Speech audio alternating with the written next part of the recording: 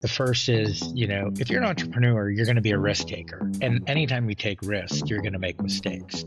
And just recognize that you're going to make mistakes, but you shouldn't make that same mistake again. You should learn from that. The other thing I would say is find good people to work with, right? I mean, usually if you're starting a company, unless if it's later in your life where you have more resources, you might not need other people necessarily to help you. But if you're starting early and you don't have a lot of money, a lot of resources, you need to find people that have skill sets you don't have.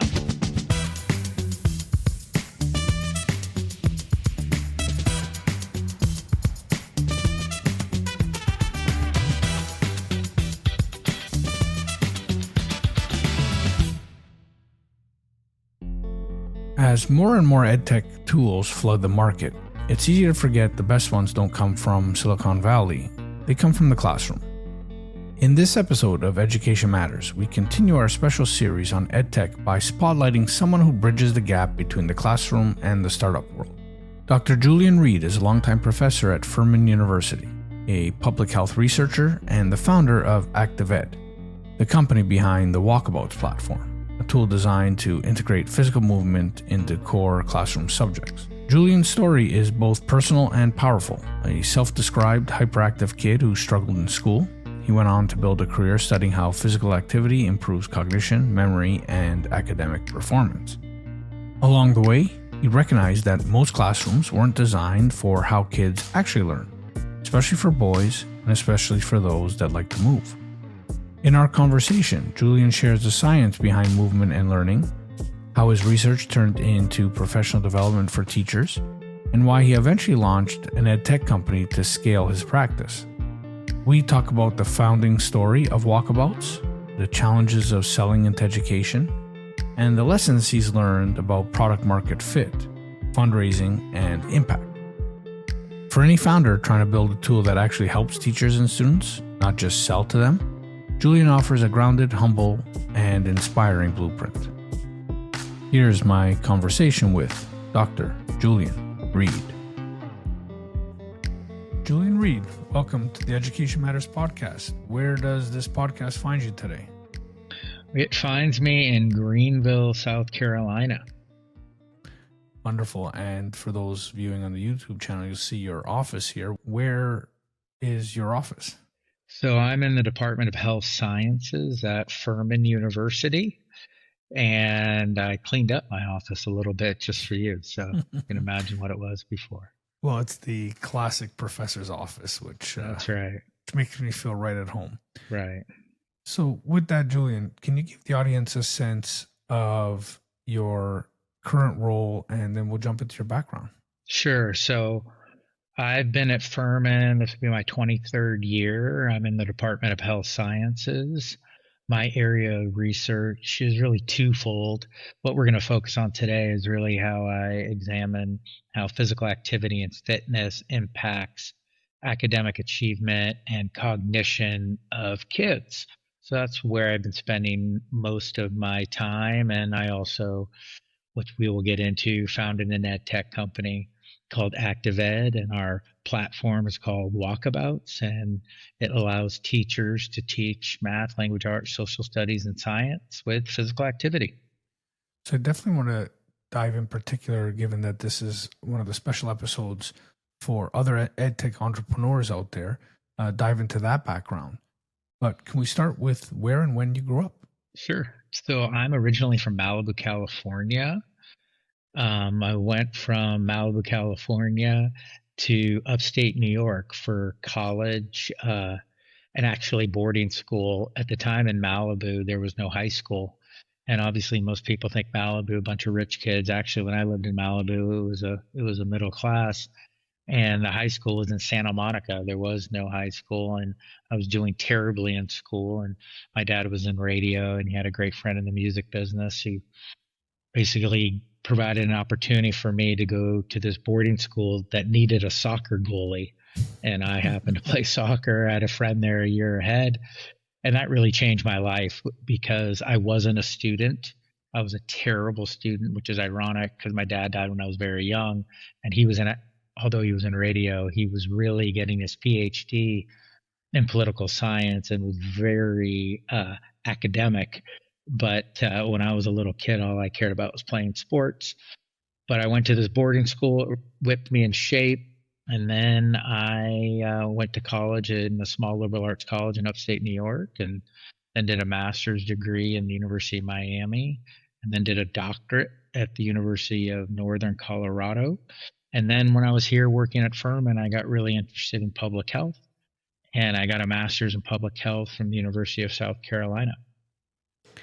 So if I can ask you, what started your academic journey? You said school, you didn't feel like school was for you, but how did you find your way all the way to a PhD and to that seat as a professor? Yeah, well, it's interesting, school not being for me. I was always a mover and hyper.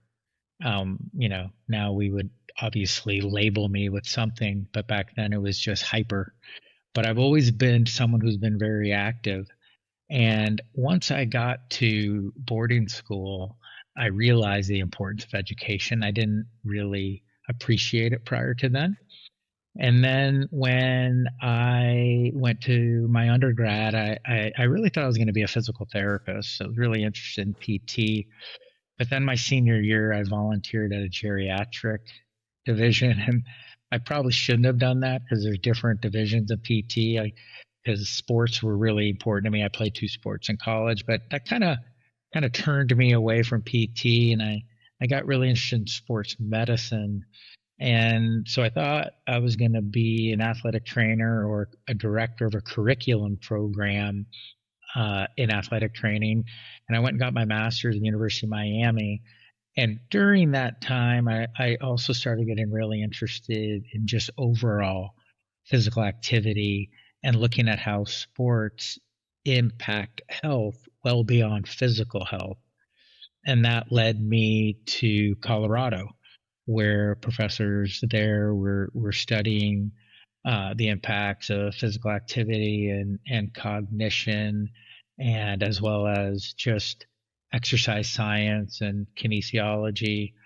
And so I did that, and then you're looking for jobs, and I went to a small liberal arts college, and Furman is a small liberal arts college. So I thought, hey, this is something that I knew I wanted to teach and do research, and really kind of a balance versus going to a research one university where you're just doing research and getting grants. And so as I got to Furman, my wife's a classroom teacher. And as I was doing, research on physical activity of youth, I was always picking her brain on, hey, how do we get more movement in the classroom? Knowing that integration's been around for a long time. And I was studying this, of course, during my doctoral work, but she was now a classroom teacher, and I was, bouncing ideas off her. And I saw a real opportunity to help teachers. So I redesigned a course for all classroom teachers at the university that gets certification. So not in our department, education department. And it was really to train teachers on how to teach with movement. And it was really during this time, if you remember, the late 90s is really when childhood obesity terminology, mid 90s, started coming around. But it really focused our administrators and our health enthusiasts in the early 2000s, and was like, okay, how are we going to stymie this onset of childhood obesity? And one thing that many researchers have said well before me was, well, where do kids spend most of their time? They spend it at school. And we know they're not getting as much PE time because there's not enough money. How can we infuse more physical activity throughout the school day?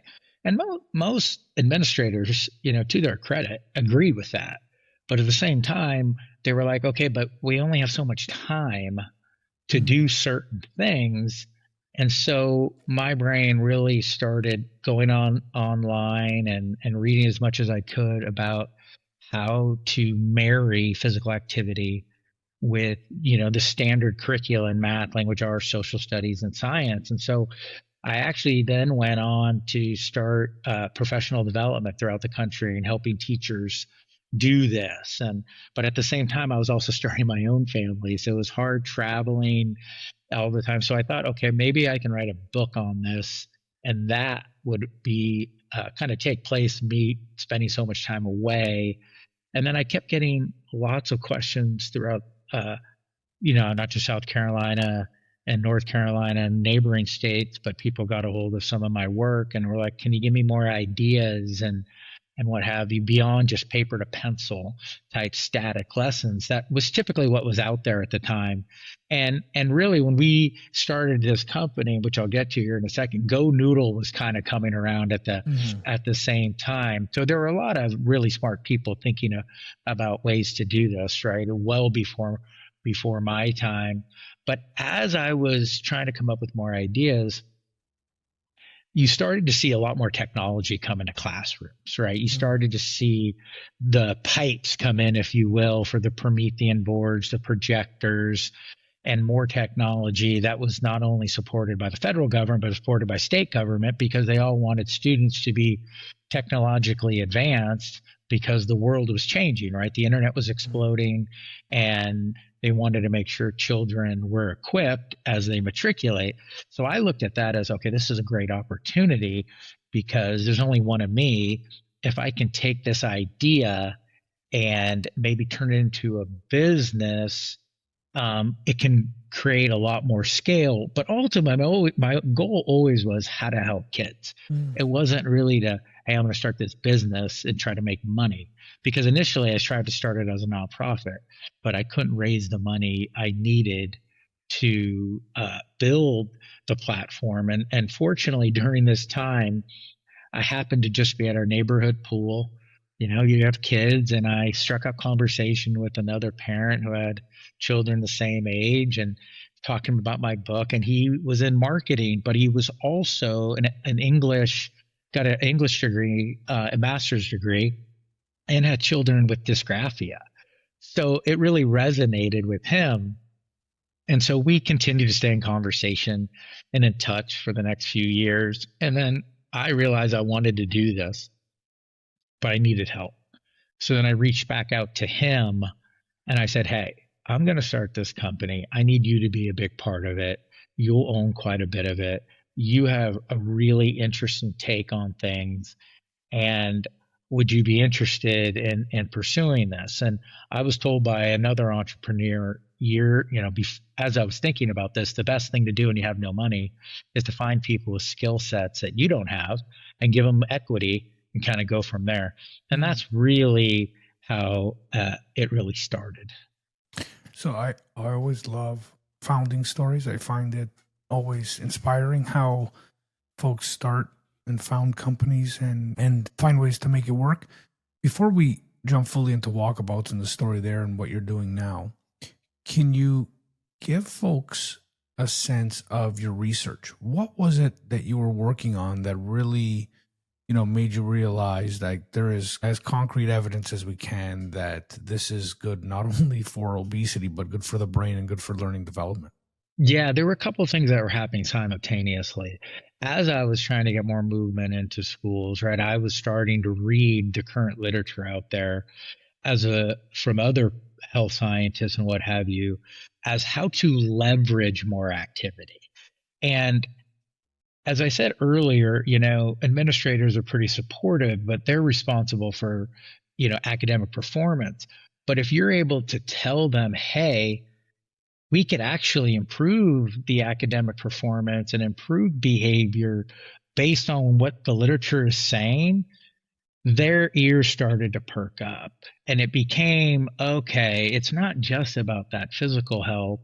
It's not just about fitness. It's about really helping kids focus, which is that executive function hypothesis, the blood going to those areas and bringing growth factors that stimulate neurons and dendrites and what have you. But it also improves academic achievement. And we knew anecdotally that it did that, but as the time was going to, for more and more researchers studying this, you now started to have real empirical evidence. And so it was a great book that came out in 2008 by John Rady called Spark. And he was the Harvard psychiatrist who was studying this. And not only among his patients, he went to a school in Illinois and saw how kids were performing better when they moved before their testing or they moved before class. Well, simultaneously as that was happening, there was a charter school opening up in Greenville that was working with under-resourced kids. I mean, 99% of these kids qualify for free or reduced lunch. And the founder of the school reached out to our department chair and said, hey, do you have somebody who can help me develop a PE program, but really with the focus on not just their physical health, but a way to get this movement to help them learn better.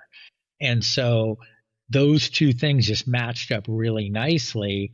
And so it was more evidence for me to say, hey, I think I have something here with potentially with this company, because you're hearing people outside of the discipline of, in higher ed saying, learning about movement and the health of kids and how movement in schools not only promotes their physical health, but also promotes their brain health. That really excited me. And so I started working and developing different studies. I did a study in a classroom, controls and experimental with just some simple integration. And we found at the end of the year, not only did their cognitive scores go up, but their academic achievement went up based on their state standards. And then I began working with other researchers throughout the country, and we were studying different populations with bigger sample sizes. At the same time, I realized, hey, there's an opportunity to help a lot of teachers who might only have a couple lessons in the back of their head to get kids moving as they learn. Because in elementary school, if you think back, and I can remember mine, you usually enjoyed moving around, and you actually had fun as you were learning. And that kinesthetic learning, that Dr. Montessori talked about, it's really as you get older in middle and high school where you don't want to be as active. So I was trying to figure out, hey, I think there's a way to leverage the physical activity. You get the administrators on board, and ultimately kids have fun. And so that's really how it all came together. So is there actually something physiological that's happening? Our species was never sedentary, right? I mean, we were never designed to sit. We're designed to move. So when you start moving, right, if most people just think of blood increasing throughout your body, which you need, right? When you're sitting I'm sitting right now, 80% of my blood is in my splenic region right here in the gut, and 20%, in your muscles and what have you.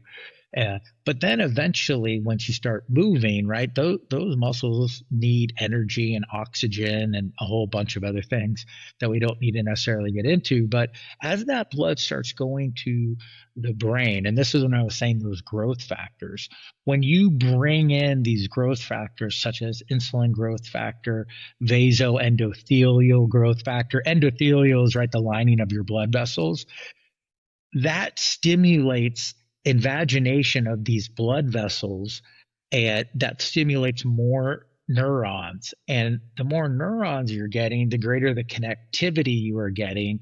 And that connectivity ultimately is having the different parts of the brain communicating with one another, and those different parts of the brain communicating with your muscles is leading to cognition, right? Because when we're thinking, that is neurons communicating with one another, right? And so the research is showing that in that prefrontal cortex, this also will stimulate brain-derived neurotrophic factor, which is a growth factor that stimulates more structural growth in the brain. What we refer to that as you're sprouting these neurons. And then researchers started also studying how this growth factors became present in the hippocampus part of the brain, which is really important for memory. So physiologically, there's a lot happening. And your executive functions is really your CEO of the brain, right? It's your control center. So it's counterintuitive, but when you move more, that helps to stimulate that part of the brain that helps you focus. So one of the biggest reasons teachers leave education, is behavior management. And so if you think about, wow, physical activity can stimulate that part of the brain that helps my kids focus, maybe I should be considering that as well. Maybe even that's more important than the actually academic achievement, because if you focus more, you're going to get that academic performance, right? And so that also helped to, I think, shape where people were thinking about, hey, maybe this movement idea that a lot of people are talking about, especially in adults, it can really help kids as well.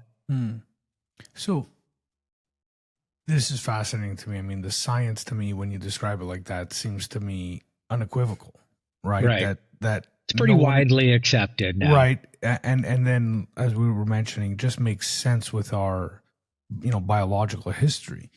So how did you go from, getting this knowledge and this understanding, and it seems like there was also a very personal piece, like you recognize yourself in these kids, and I was one of those too. My grandmother used to tell me that she'd tie me down to the chair so I can do my studying, and by the way, this was in my 20s university.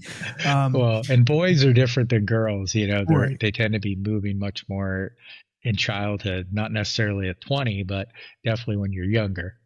Well, and this speaks to also the work that Richard Reeves does when he's talking about how schools are mainly poorly designed for boys in particular. Oh, and 100%. I think the movement piece, you would agree, is a big part of that. So before you founded Walkabouts, you mentioned you were doing some professional development for teachers. What did that look like? Yeah. So what I did is I really developed a marketing plan for myself. And I would go to schools and school districts, and I would tell them, obviously, a little bit about the science, but then I would show them how they could teach what they're already teaching. And on the spot right there, we would develop lessons for what they were teaching with physical activity. It was beyond just going to a class, because all of these teachers, Canada might be a little bit different, but in the U.S., elementary teachers have to take a whole host of courses to get certified, which I know they do in Canada too. But one of those courses they often take is like an intro to PE course. And that doesn't really prepare them very well. But some of their other courses, they're learning about human development, right? They're learning about brain development. They understand the importance of what Piaget talked about and movement, giving subtle cues about cognitive development of those children. So it's not like it's completely foreign to them. What I don't think we have done a very good job is the practical application of it. So what I was focusing on was not, hey, here's some big words, here's some real big science. Because when you leave professional development, at least in my experience, the worst PD is I don't have an actionable item, right? My goal was to, okay, I'm going to give you a little bit of the background just to refresh you.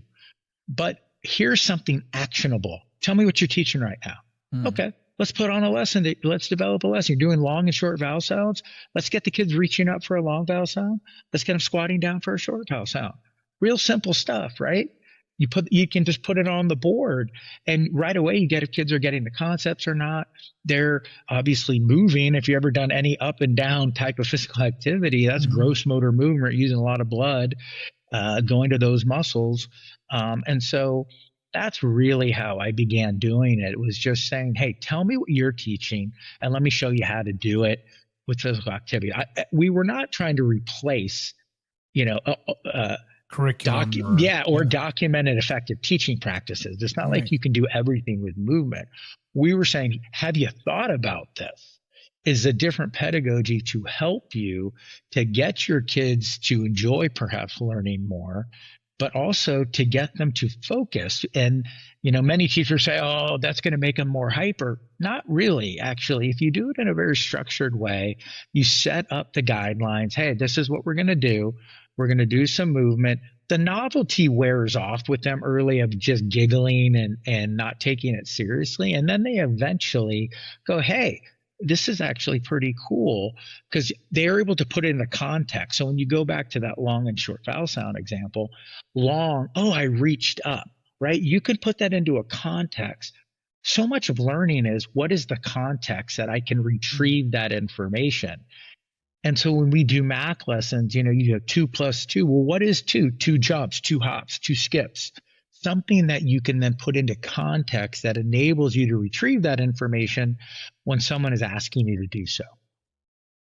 I love it. So now if I can ask you to turn to the founding of Walkabouts, what I found like the best EdTech companies are the ones where the founder has a deep knowledge or specialization, and then the desire to, kind of like you described, move beyond just what you're physically capable of in teaching. So how did you think about and structure Walkabouts? Maybe just start by talking to us about Walkabouts and what you're doing there.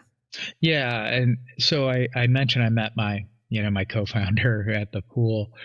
I saw the impact that the in-services were doing and the professional development, and I really did think I could reach more people beyond that if I created a technology product that could be available to everyone versus a school or a district that would bring me in to teach PD. I mean, the scale of that is really hard.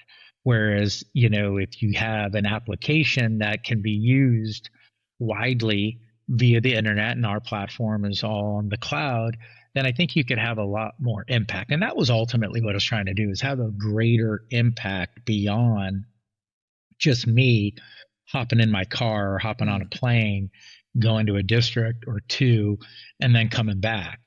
So as I was thinking about this, and then I mentioned my co-founder, fortunately, he had a decent background in technology.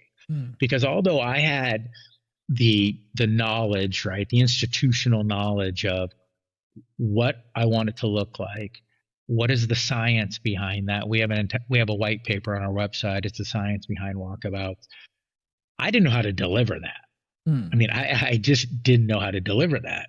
And so a big part of me partnering with him beyond his marketing expertise is he also understood, at least at a level way more developed than me, on the technology and what we would be looking for when we hire a development team or a developer. So that was really key. Part of that also, though, was, as I'm sure you talk to other entrepreneurs, is this is going to cost money, right? So how do you do that? Initially it's us two putting in money, and then as you realize we need a little bit more help than that.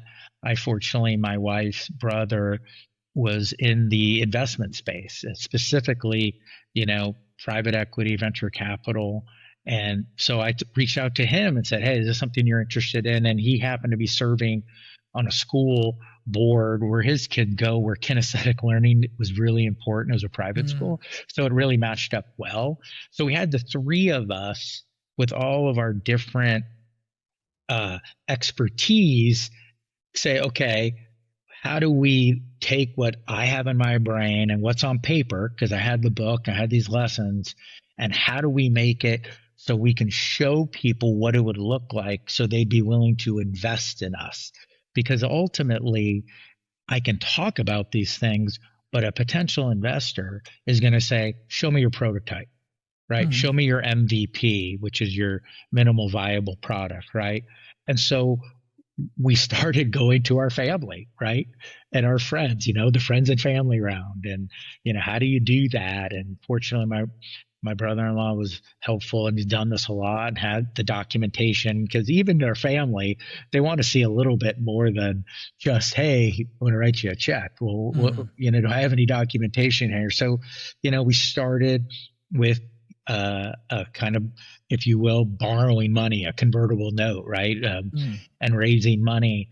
And as we got the prototype and we were starting to show it to people, we realized, okay, and it was really well received, but that was just a prototype, pretty much based on founders' money and maybe a few of the friends, that we needed some bigger dollars. So then you start going through your network and trying to find people who might who are really passionate about education and might be interested in this. And that led us to an angel network, which was actually in Greenville at the time, and it's since expanded to multiple states. And being in Greenville was perfect location, right? So it was very easy to go and try to pitch to that group, and they saw promise in this. They did their due diligence. They reached out to educators and things like that, and said, "Yeah, this could be something that teachers would like." And so there is a addressable market, as you know, and so they made an investment in us, and kind of went from there. Now, I'm sure you're going to ask, so I'll just start in before you. It hasn't been smooth sailing, right? It's not. I mean, so those of you who are listening, you're like, "Oh, sounds pretty easy." No, really hard for so many different reasons. Oh, go ahead. Yeah, well, I was just gonna maybe cue you a bit there. Is there anything you know now that you wish you knew when it started? Yeah, no, that's a great one, because I brought that up with someone today. How hard it is to sell into education. I mean, education is really, really difficult. And I remember hearing from the chancellor of the New York school system, I forget his name, but this was years ago. And he talked about, well, people say there's no money in education. Actually, you said the opposite. He goes, actually, there's a lot of money in education, but it's just not necessarily going to the right things. But what most people don't understand about education is, you got to have a little history lesson, is education wasn't talked about in our Constitution, right? So we have the 10th Amendment, which basically says if it's not mentioned in the Constitution, it's really up to the states. So in the United States, the states play a major role in what education curriculum is going to be. Yes, they are funded by the federal government, and that money comes funneled through a variety of different channels. And each president has their own initiative and what have you, and you got to meet these outcomes. But states play a huge role.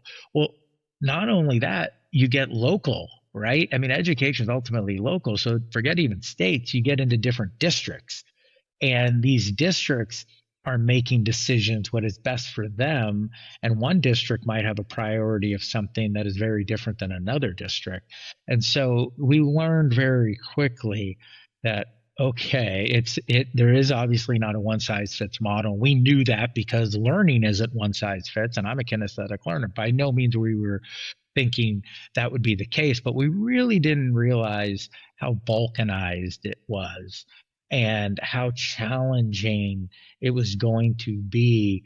Forget just selling it, just to get a meeting with somebody who might be a decision maker. And so I would say to any entrepreneur going into education is, it can be great, and you can see an impact from your work, but by no means is it something that, I invented this and now I'm just going to go sell it and everything's going to be great. Yeah, what I always tell folks is you can literally have invented the game-changing educational device, for example, and it would still be difficult to go through the process because of all the reasons and then some that you mentioned. And all the layers, right? If I could ask you to give a piece of advice to fellow EdTech entrepreneurs, what would it be? Yeah, the advice I would give is, one is, don't be afraid to make mistakes, because you're going to make many of them. And actually those mistakes are great because you learn from them. So the first is, if you're an entrepreneur, you're going to be a risk taker. So, and anytime we take risks, you're going to make mistakes, and just recognize that you're going to make mistakes. What I always say to my students, mistakes are normal and natural and should happen because you learn through them. You learn through failure, but you shouldn't make that same mistake again. You should learn from that. The other thing I would say is find good people to work with, right? I mean, usually if you're starting a company, unless if it's later in your life where you have more resources, you might not need other people necessarily to help you. But if you're starting early and you don't have a lot of money, a lot of resources, you need to find people that have skill sets you don't have, And that was advice to me. And to get them involved, say, hey, you're going to be part of this. You're going to own part of this. You're going to have skin in the game as well. And that would be my advice. And the third thing is just know, though, it is not easy. But it is rewarding at the same time. Anything in life that is going to be rewarding is going to be challenging. And just understand, being an entrepreneur and starting anything, whether it's a technology company or starting a foundation or, doing anything in which you are the principal person, it's difficult.